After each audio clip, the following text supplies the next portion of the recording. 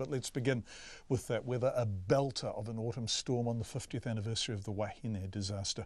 Auckland is in the firing line tonight as bad weather whipped through much of the country today, bringing heavy winds, rain, snow and things being described as tornadoes. We'll check to see if that's correct. The Met Service recorded more than 6,000 lightning strikes across the Taranaki region in just 2 hours. This morning, in the tiny coastal settlement of Rahotu, residents are counting themselves lucky after winds tore roof after roof from homes, destroyed farm buildings, ripped out power lines and even lifted cattle into the air. More bad weather is on the way. Our Taranaki reporter Robin Martin begins our coverage about 40 km southwest of New Plymouth. Jasmine Kerr lives on the main road at Rahotu with her 2 children. She says a thunderstorm lit up the early morning sky, and the first sign of how bad things would get was when their home lost power. So this morning there was a pretty awesome electrical storm from about 5 and it just never let up. And then 6:30 this morning, me and the kids got up and we were having breakfast and it just looked like a rain front coming through, and then it twisted and we just ran to our safe space in the house. But yeah, we lost our roof. But Ms Kerr says they got off lightly, as some homes have been completely destroyed.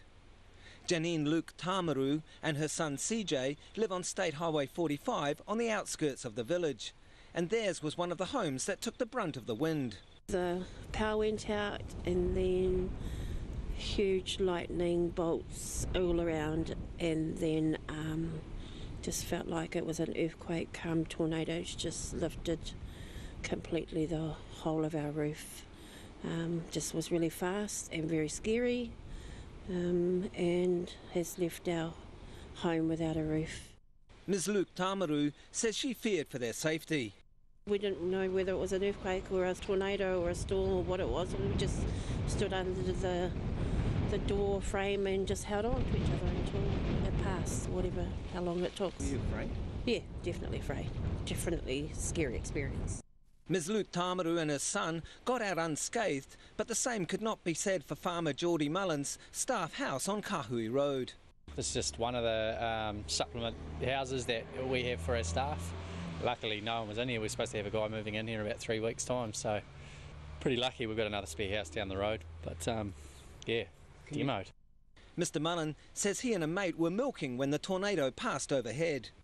I was milking and yeah, a tornado just came straight over top of our cow shed and then ripped over all of the houses and all the barns, starting from the bottom of the farm and worked the way right up through the middle.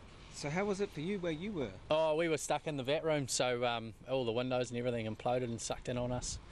So it was just me and Jake Corrington just hanging on for dear life.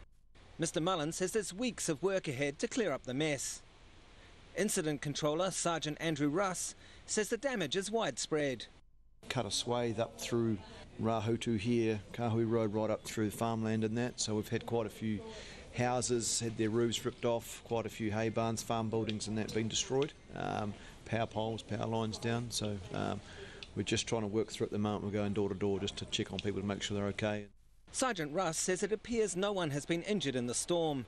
He says a welfare centre has been set up at Rahotu School and about 7 families have had to be relocated. Sergeant Russ says the focus is now on preparing for strong winds expected tonight.